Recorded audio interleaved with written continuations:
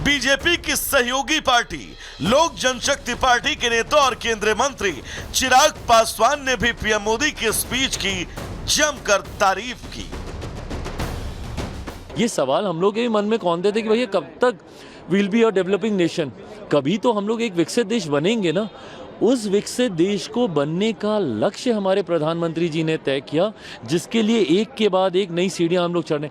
ये कोई मामूली उपलब्धि है कि एक सरकार 3 बार चुन के आ जाती है? कोई मामूली बात है कि हम लोग दुनिया की 5वीं सबसे बड़ी अर्थव्यवस्था बन जाते हैं? वहीं कांग्रेस नेताओं ने पीएम मोदी के स्पीच पर कटाक्ष किया। बिल्कुल उनके बातों से और उनके उस बयान से पूरा हम कहते हैं कि सदन संतुष्ट नहीं हुआ। सारा विपक्ष उनके उस भाषण का एक तरह से विरोध किया है। प्रधानमंत्री इतिहास तोड़ मरोड़ योजना और प्रधानमंत्री कांग्रेस बदनाम योजना, इसके सिवा और कुछ था ही नहीं। सिर्फ कांग्रेस को निशाना बनाया, कांग्रेस को बदनाम किया, इतिहास तोड़ मरोड़ कर उन्होंने इतिहास सदन के सामने रखा। तो बजट सत्र में वार पलटवार और तकरार का दौर जारी है। विपक्ष सरकार को घेरने की कोशिश में जुटा है, लेकिन सरकार की फुल प्लानिंग और पीएम मोदी का फ्रंट फुट पर खेलना विपक्ष की रणनीति पर हमेशा भारी पड़ता है। Bureau report, Republic Bharat. तो चलिए गुड मॉर्निंग भारत में आगे बढ़ेंगे और बात समाजवादी पार्टी के सर्वे सर्वा अखिलेश यादव की करेंगे, जो इलेक्शन कमीशन के लिए कफन लेकर पहुंच गए। दरअसल मिल्कीपुर में हुए उपचुनाव और इस उपचुनाव में धांधली के आरोपों के बीच अखिलेश यादव का ये पैंतरा क्या ये दर्शाता है कि अखिलेश यादव मिल्कीपुर उपचुनाव में अपनी हार मान चुके हैं। और दर्शकों, सबसे दिलचस्प ये, जब अयोध्या यानी कि फैजाबाद की सीट पर लोकसभा में समाजवादी पार्टी की जीत होती है तो ये इलेक्शन कमीशन बहुत शानदार रहता है, लेकिन जब मिल्कीपुर उपचुनाव के नतीजे और उससे पहले जो रुझान सामने आ रहे हैं उस पर अखिलेश यादव अब सवाल क्यों खड़े कर रहे हैं, रिपोर्ट आपको दिखाते हैं।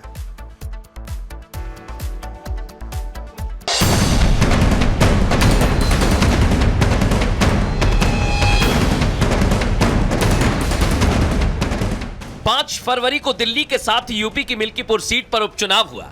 नतीजे 8 फरवरी को आएंगे। हालांकि नतीजों से पहले ही विपक्षी खेमे में हार का डर दिखने लगा है। दिल्ली में केजरीवाल की पार्टी से लेकर यूपी में अखिलेश यादव पहले ही ईवीएम का रोना धोना शुरू कर चुके हैं। यकीन नहीं होता तो इन तस्वीरों को देख लीजिए। समाजवादी पार्टी के सांसदों ने संसद के बाहर चुनाव आयोग के खिलाफ प्रदर्शन किया। सफेद कपड़ा लेकर प्रदर्शन करते हुए नजर आ रहे हैं अखिलेश यादव। इस सफेद कपड़े पर लिखा है चुनाव आयोग। लोकतंत्र में मिल्कीपुर का चुनाव एक बहुत महत्वपूर्ण चुनाव होने जा रहा है। इसमें अनुभव मिलेगा कि आखिरकार चुनाव कैसे कराती है सरकार। कई 100 शिकायत करने के बाद भी चुनाव आयोग का पता नहीं लगा कि कहाँ चुनाव आयोग, इसलिए मजबूरी में हमें ये सफेद कपड़ा डालना पड़ रहा चुनाव आयोग। अखिलेश यादव आरोप लगा रहे हैं, चुनाव आयोग पर सवाल खड़े कर रहे हैं। हालांकि जब लोकसभा चुनाव में समाजवादी पार्टी ने सीटें जीती तब अखिलेश ने कुछ नहीं कहा था। अयोध्या जीतने पर फूले नहीं समाने वाले अखिलेश यादव को भला अब काउंटिंग से पहले ही कौन सा खौफ खाया जा रहा है? अखिलेश यादव भाषा की मर्यादा तोड़ रहे हैं। चुनाव आयोग पर जिस तरह की जबान वो बोल रहे हैं वो दुर्भाग्यपूर्ण है। जब यूपी में 37 सीटें जीत गए तब तो चुनाव आयोग बहुत अच्छा था। 6 महीने पहले इलेक्शन कमीशन हिमालय पर था, अद्भुत था जब जीत गए थे 42 सीट। आज वो मर गया, 6 महीने में ही मर गया। नाक का सवाल बनी मिल्कीपुर पर वोटिंग से पहले भी माहौल गरमाया था, वोटिंग के बाद भी बवाल जारी है। 8 फरवरी को ना जाने क्या बखेड़ा होना बाकी है। राजधानी दिल्ली की बात करें तो कई एग्जिट पोल में बीजेपी सरकार बनती दिख रही है। 27 साल का सूखा खत्म होता देख बीजेपी खुश है तो आम आदमी पार्टी सिर्फ फुटअव्वल से गुजर रही है। जिस राज्य में हारते हैं या हारा हुआ खेल इनका होता है तो ये ऑपरेशन लोटस शुरू कर देते हैं। दिल्ली में चुनाव हार रहे हैं और जब ये देख रहे हैं कि हम चुनाव हार रहे हैं तो इन्होंने 7 हमारे विधायकों को 15-15 करोड़ रुपए के ऑफर दिए हैं। देखिए, संजय सिंह जिस प्रकार का बयान दे रहे हैं वो निहायत ही घटिया बयान है और ये आम आदमी पार्टी की राजनीतिक नौटंकी बाजी है।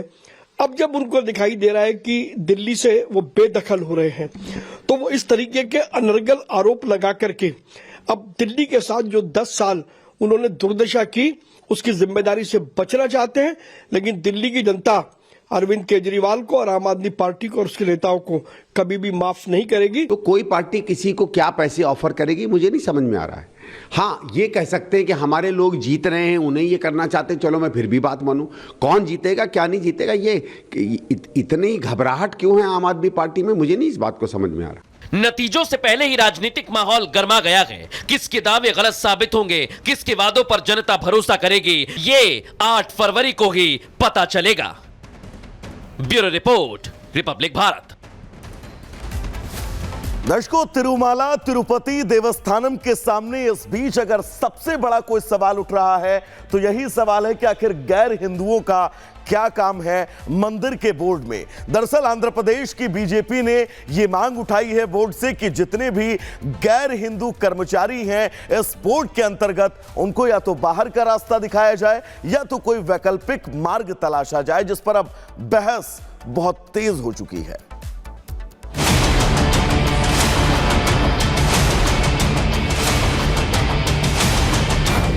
देवस्थानम से बीजेपी की अपील, मंदिर बोर्ड में सर्जरी की मांग। तिरुपति मंदिर की देखरेख में लगे 18 कर्मचारियों को हटाए जाने का मुद्दा भी छिड़ा ही था कि आंध्र प्रदेश में बीजेपी ने देवस्थानम के समक्ष एक और मांग रख दी। इस घटनाक्रम के बीच देवस्थानम का यह कहना था कि मंदिर बोर्ड में काम कर रहे 18 गैर हिंदू कर्मचारियों पर धर्म के अनुसरण का संदेह है। ऐसे में मंदिर की पवित्रता के लिए फैसला जरूरी है।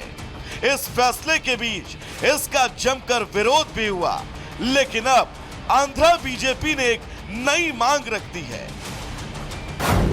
दरअसल बीजेपी की मांग है कि तिरुमाला हिंदुओं की आस्था और आध्यात्म का प्रमुख केंद्र है, इसलिए मंदिर बोर्ड को इसमें काम करने वाले कर्मचारियों की चयन प्रक्रिया में सुधार करना चाहिए और मंदिर में फिलहाल काम कर रहे लगभग 1000 गैर हिंदू कर्मचारियों की सेवा पर रोक लगाई जाए या फिर उन्हें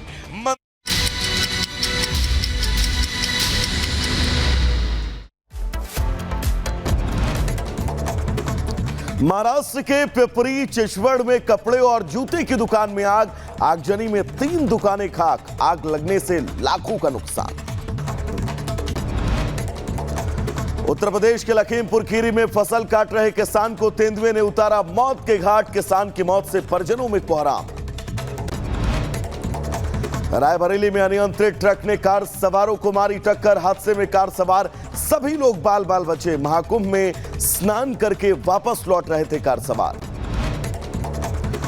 उत्तर प्रदेश के बुलंदशहर में अनियंत्रित होकर पलटी तेज रफ्तार ट्रैक्टर ट्रॉली, हादसे में ट्रैक्टर के नीचे दबने से चालक की दर्दनाक मौत।